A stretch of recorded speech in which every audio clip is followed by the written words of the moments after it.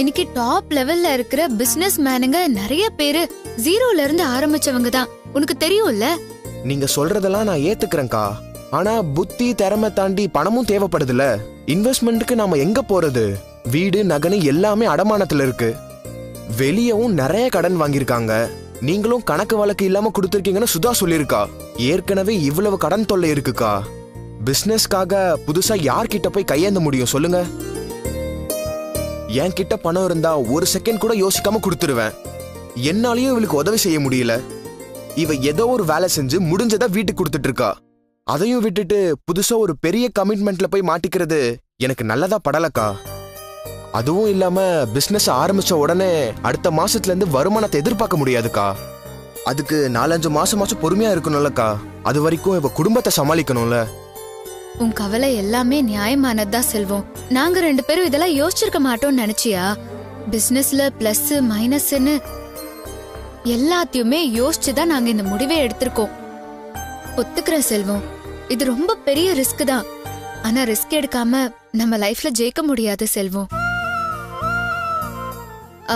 Investment பத்தி தானே கவலைப்படுற? பேங்க்ல இவ சொன்ன ப்ராஜெக்ட்டுக்கு லோன் குடுக்கறேன்னு சொல்லிட்டாங்க. அவங்களுக்கு தேவை ஷூரிட்டி சைன் பண்றதுக்கு ஒரு ஆளும் ஒரு மினிமம் டெபாசிட்டும். அதுக்கு தான் நான் இருக்கேன்ல.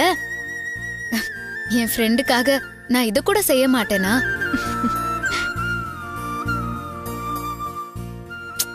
இப்போ நீ என்ன செய்யணும் தெரியுமா? ஒரு நல்ல பிசினஸ் பார்ட்னரா இவளுக்கு துணையா இருந்து எல்லா வகையிலயும் இவளுக்கு சப்போர்ட் பண்ணணும். சுதாவுக்காக நான் என்ன வேணாலும் செய்ய தயாரா இருக்கேன்க்கா. இந்த வார்த்தையும் இந்த மனசும் தான் முக்கியம் செல்வம்.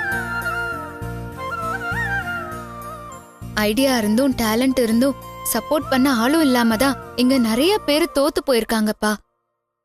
சுதாவுக்கு அந்த கஷ்டத்தை நாம எப்பவும் கொடுத்துட கூடாது. இவ்ளோ நாளா சுதா பிசினஸ் பத்தி பேசிருக்காளா? ஏன் பேசல? அதுக்கான சூழ்நிலை எதுவுமே அந்த வீட்ல அமையல. இப்பதான் இவளுக்குள்ளே ஒரு ஃபயர் வந்திருக்கு. ஏதாவது செய்யணுங்கிற வெறி வந்திருக்கு. அந்த ஃபயரை அணையாம நாம 2 பேரும் தான் இவளை பாத்துக்கணும்.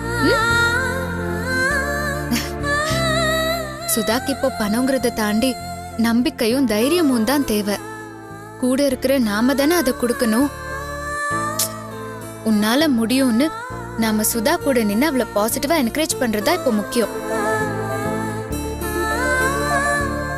இவ ரொம்ப பெருசா சாதிப்பா செல்வம். பிசினஸ்ல ஒரு பெரிய உயரத்துக்கு போவா. நீ கொஞ்சம் துணையா கூட நின்னா போதும்பா. நீ நிப்பல்ல? கண்டிப்பா நிப்பேன்க்கா. நான் கடைசி வரைக்கும் நிப்பேன். செல்வம் இல்லாம என்னால இந்த பிசினஸ் யோசிக்கவே முடியல. லோனுக்கு ஏற்பாடு பண்ணதோட நிக்காம இவனை கன்வின்ஸ் பண்ணி இதுக்கும் சம்மதிக்க வச்சுட்டேன். ரொம்ப தேங்க்ஸ்பா. ஹே ஜி, தேங்க்ஸ்லாம் சொல்லாத. 2 பேரும் பிசினஸ்ல பெருசா சாதிக்கணும். அதுக்கு இப்பவே என்னோட அட்வான்ஸ் வாழ்த்துக்கள்.